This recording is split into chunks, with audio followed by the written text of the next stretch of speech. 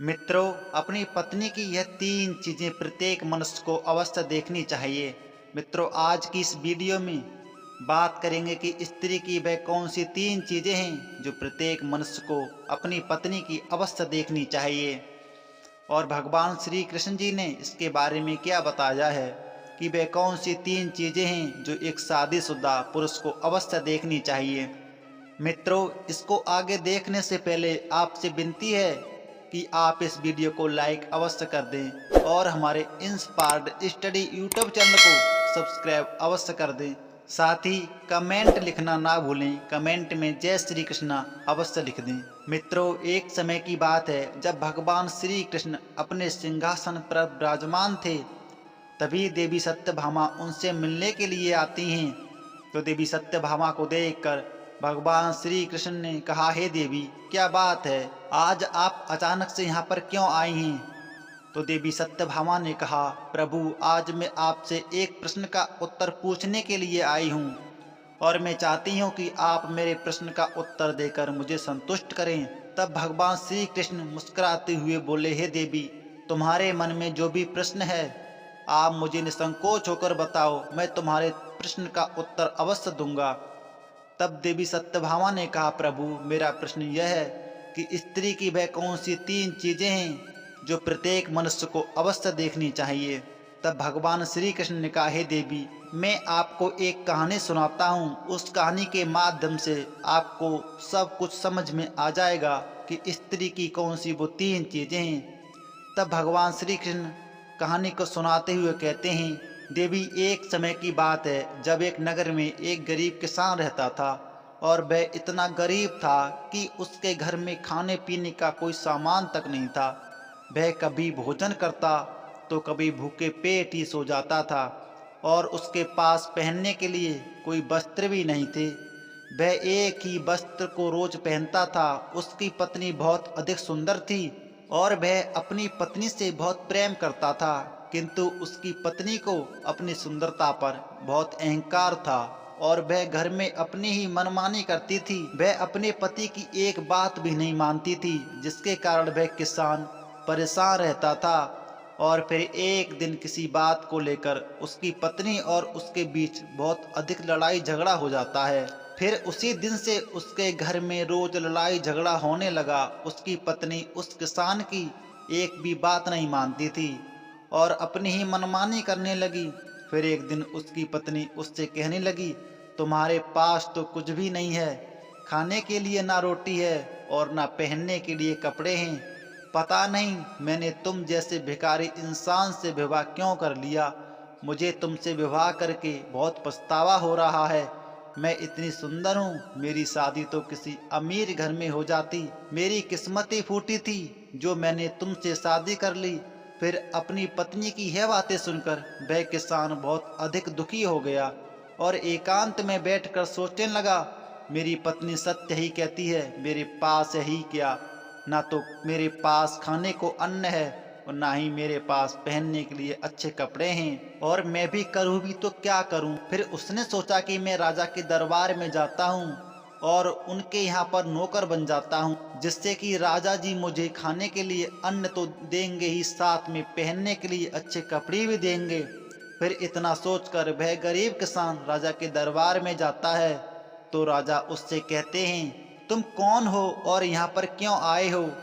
तो किसान बोला, महाराज, मैं एक गरीब किसान हूँ और मैं आपके यहाँ पर नौकरी करने के लिए आया हूँ। महाराज, आप मुझे अपने यहाँ चौकीदारी पर रख लीजिए। तब राजा ने कहा, तुम अपनी हालात तो देखो, इतने गरीब हो कि तुम्हें तो यहाँ आने ही नहीं देना चाहिए था, दरवाजे से ही भगा देना चाहिए था, और मेरे दरबारी भी तुमसे अच्छे वस्त्र पहनते हैं। मैं तुम्हें अपने यहाँ पर नौकरी नहीं दे सकता, मेरे यहाँ से निकल जाओ। फिर वह किसान अपने घर आता है और चुपचाप एकांत में बैठ जाता है। फिर उसके मन में एक विचार आता है कि क्यों ना मुनि जी से इस समस्या का समाधान पूछा जाए, क्योंकि मुनि जी ही बता सकते हैं कि मैं दिन प्रतिदिन इतना गरीब क्यों होता जा रहा हूँ। फिर इतना सोचकर वह किसान मुनि जी के आश्रम में जाता है और देखता है कि मुनि जी अपनी कुटिया में ध्यान लगाए बैठे थे फिर जब मुनि जी ने आंखें खोली तो देखा कि एक दुखी व्यक्ति उनके सामने खड़ा है। तब मुनि जी ने उस गरीब किसान से पूछा, हे वत्स, तुम कौन हो, इतना चिंतित क्यों हो? तब किसान बोला, हे मुनिवर, आपसे एक समस्या का समाधान पूछने के लिए आया हूँ। तब मुनि जी ने कहा, किस समस्या का समाधान पूछने आए हो? निश्चिंत होकर पूछो, मैं तुम्हारी समस्या का समाधान अवश्य करूँगा। तब गरीब किसान बोला, हे मुनिवर, मैं बहुत अधिक गरीब हूँ और मेरे पास ना तो खाने के लिए अन्न है और ना पहनने के लिए वस्त्र हैं, और मेरी गरीबी के कारण मेरी पत्नी मुझसे हमेशा लड़ती झगड़ती रहती है। मैं दिन भर बहुत मेहनत करता हूँ, फिर भी थोड़ा सा ही धन कमा पाता हूँ, जिससे मैं किसी तरह से अपने परिवार का पालन पोषण करता हूँ, और कभी भोजन करता हूँ तो कभी भूखे पेट ही सो जाता हूँ। इसीलिए हे मुनिवर, आप मुझे कोई ऐसा उपाय बताएं जिससे मैं अधिक बहुत धनवान बन जाऊं और मेरी पत्नी भी मुझसे लड़ाई झगड़ा ना करे। उस किसान की यह बात सुनकर मुनि जी ने कहा, हे पुत्र, मैं तुमको 3 चीजें बताने वाला हूँ जिसे प्रत्येक मनुष्य को अपनी पत्नी की अवश्य देखनी चाहिए। अगर कोई भी पुरुष अपनी पत्नी की इन 3 चीजों को देख लेता है तो वह उस व्यक्ति को धनवान बनने से कोई नहीं रोक सकता। मुनि जी की यह बात सुनकर किसान बहुत प्रसन्न होकर बोला, हे मुनिवर, आप जल्दी से मुझे बताइए कि वे कौन सी 3 चीजें हैं जिन्हें प्रत्येक मनुष्य को अपनी पत्नी की देखनी चाहिए। मैं उन 3 चीजों के बारे में जानने के लिए बहुत उत्सुक हो रहा हूँ। तब मुनि जी ने कहा, हे पुत्र, इतनी खुशी ठीक नहीं है, मनुष्य को हमेशा धैर्यवान होना चाहिए। तो चलो, मैं अब तुमको वे 3 चीजें बता देता हूँ जिन्हें प्रत्येक पुरुष को अपनी पत्नी की उन 3 चीजों को अवश्य देखना चाहिए। लेकिन मैं तुमको उन 3 चीजों के बारे में बताने से पहले एक अत्यंत महत्वपूर्ण कथा सुनाना चाहता हूँ, जिसे सुनकर तुम्हें उन 3 चीजों के बारे में पता चल जाएगा और तुम भी बहुत अधिक धनवान हो जाओगे। लेकिन तुम्हें इस कथा को पूरा सुनना होगा, तभी तुम्हें अपने जीवन में सुख शांति तथा धन की प्राप्ति होगी। तो किसान बोला, हे मुनिवर, आप कथा सुनाइए, मैं कथा को पूरा अंत तक सुनूंगा। तब कथा को सुनाते हुए मुनि जी बोले, बेटा, एक गांव में एक व्यापारी रहता था और वह अपने गांव का सबसे बड़ा व्यापारी था। और वह व्यापारी अपनी पत्नी से बहुत प्रेम करता था तथा उसकी पत्नी भी उससे बहुत प्रेम करती थी, और उनके घर में कभी भी लड़ाई झगड़ा नहीं होता था। इसलिए उसके घर में माता लक्ष्मी का वास था और उसका घर धन दौलत तथा खुशियों से भरा था। उसे अपने व्यापार में हमेशा फायदा ही होता था।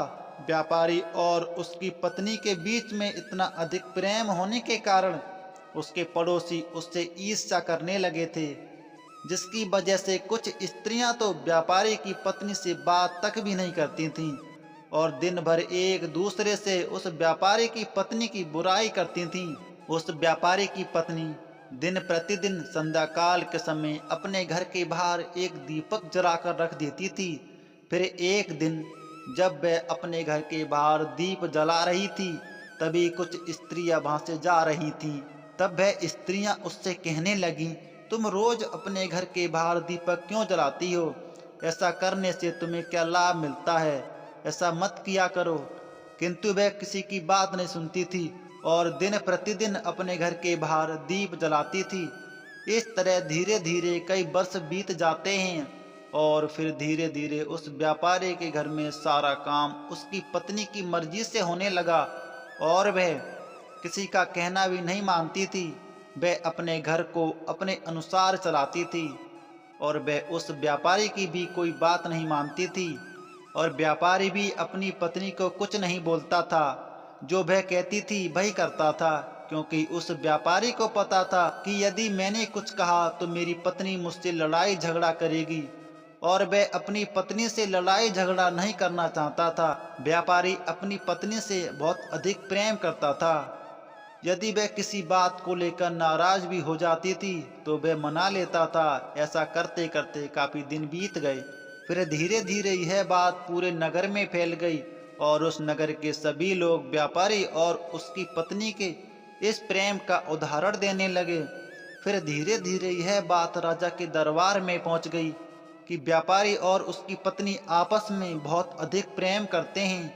जब यह बात राजा को पता चली तब उसने अपने सैनिकों को बुलाया और उनसे जाओ उस व्यापारी और उसकी पत्नी को बड़े आदर सत्कार के साथ राजमहल में लेकर आओ, हम उन दोनों का सम्मान करना चाहते हैं। फिर राजा के सैनिक उस व्यापारी के घर जाते हैं, उस व्यापारी से कहते हैं चलो आप दोनों को महाराज ने अपने दरबार में बुलाया है। फिर जब व्यापारी और उसकी पत्नी राजा के दरबार में पहुंचते हैं तो राजा ने उन दोनों का बहुत ही प्रेम के साथ आदर सत्कार किया। उसके बाद उन्हें थोड़ा सा धन देते हुए, जिसको पाकर वह व्यापारी और उसकी पत्नी बहुत प्रसन्न हो जाते हैं और फिर खुशी से अपने घर चले जाते हैं। उसके बाद राजा सभी नगरवासियों को अपने दरबार में बुलाते हैं और नगरवासियों से कहते हैं आज रात को सभी लोग अपने अपने घरों में व्यापारी और उसकी पत्नी के बीच में इतना प्रेम होने के कारण अपने घर के बाहर दीप जलाएंगे, जिससे उन दोनों का प्रेम और अधिक मजबूत होगा। राजा की यह बात सुनकर उस नगर के सभी लोगों ने अपने अपने घरों में दीप जलाए, किंतु सभी लोगों के घर में दीपक थोड़ी ही देर में बुझ जाते हैं, लेकिन उस व्यापारी के घर का दीपक जलता रहता है। उसका प्रकाश बहुत दूर तक फैल रहा था। फिर राजा ने अपने मन में सोचा कि क्यों न अब मैं बाहर चलकर देखूं कि किस किस ने अपने घरों में दीपक जलाए हैं। इतना सोचकर राजा अपने घर से बाहर निकलते हैं तो वह देखते हैं कि उस नगर के किसी भी घर में कोई दीपक नहीं जल रहा है, लेकिन उस व्यापारी के घर में जलाया हुआ दीपक अभी भी जल रहा है। राजा अपने नगर की तरफ देख ही रहा था कि इतने में वहां पर उसकी रानी आ जाती है। तब राजा अपनी रानी से कहते हैं देखिए किसी के भी घर में दीपक नहीं जल रहा है, सभी के घर में दीपक बुझ, किंतु उस व्यापारी के घर में अभी तक दीपक जल रहा है। इससे स्पष्ट होता है कि वह व्यापारी और उसकी पत्नी आपस में एक दूसरे से अधिक प्रेम करते हैं। उन दोनों के बीच इतना प्रेम होने के कारण ही उनके घर का दीपक अभी तक जल रहा है। लेकिन रानी राजा की बात से सहमत नहीं होती है और राजा से कहती है हे महाराज, मुझे नहीं लगता कि उन दोनों के बीच इतना अधिक प्रेम के कारण यह दीपक इतनी देर तक जल रहा है।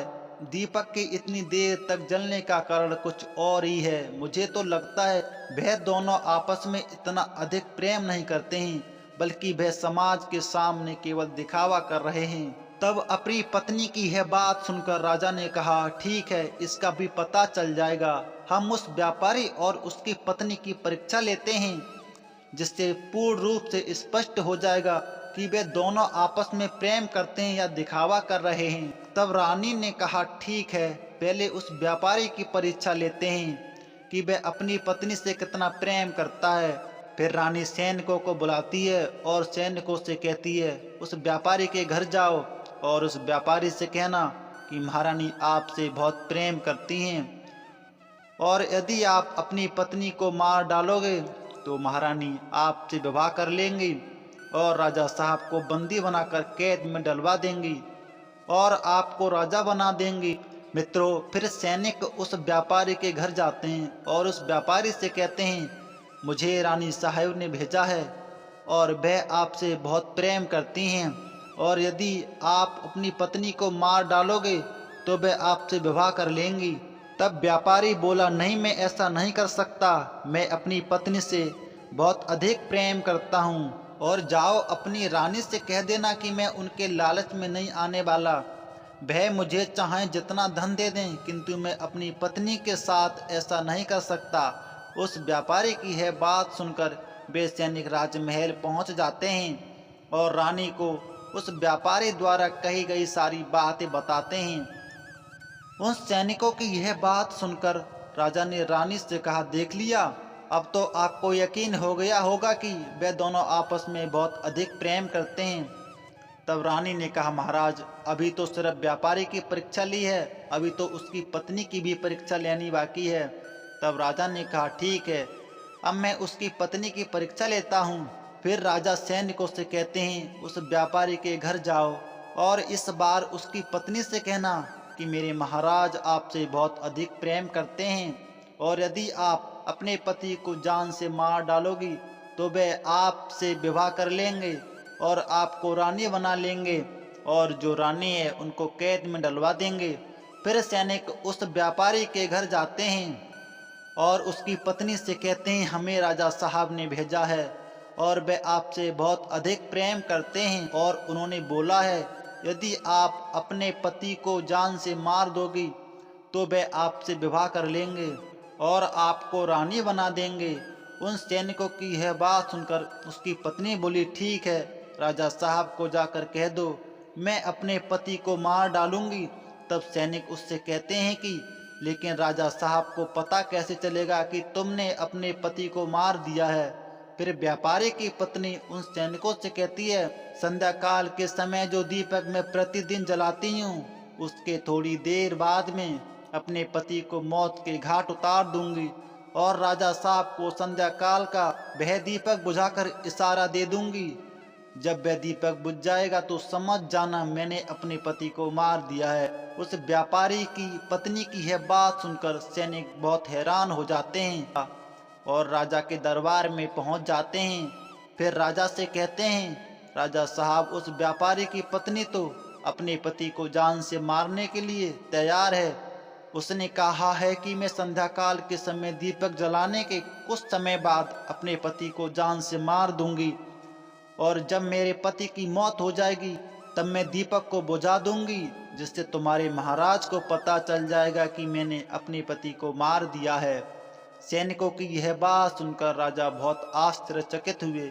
फिर रानी ने राजा से कहा, देख लिया ना आपने, मैंने तो पहले ही कहा था कि यह केवल समाज के सामने दिखावा करते हैं और यह आपस में इतना अधिक प्रेम नहीं करते हैं। फिर राजा ने उन सैनिकों से कहा, जल्दी जा और उससे अपने पति को मारने से रोक दो, और उससे कहना कि महाराज आपकी परीक्षा ले रहे थे, सच में ऐसा कुछ मत करो। तब सैनिक जल्दी से उसके घर जाते हैं और देखते हैं कि उसने तो अपने पति को दिन में ही मौत के घाट उतार दिया। तब वे सैनिक बहुत अधिक क्रोधित होते हैं और उससे कहते हैं, तुमने तो हमसे कहा था तुम अपने पति को संध्या काल के समय मारोगी, किंतु तुमने इसे अभी क्यों मार डाला? तो व्यापारी की पत्नी ने कहा, मैं इसे बहुत पहले से ही मारना चाहती थी, किंतु मुझे कोई सही मौका नहीं मिल पा रहा था और आज सही मौका मिल गया, इसलिए मैंने अपने पति को मौत के घाट उतार दिया।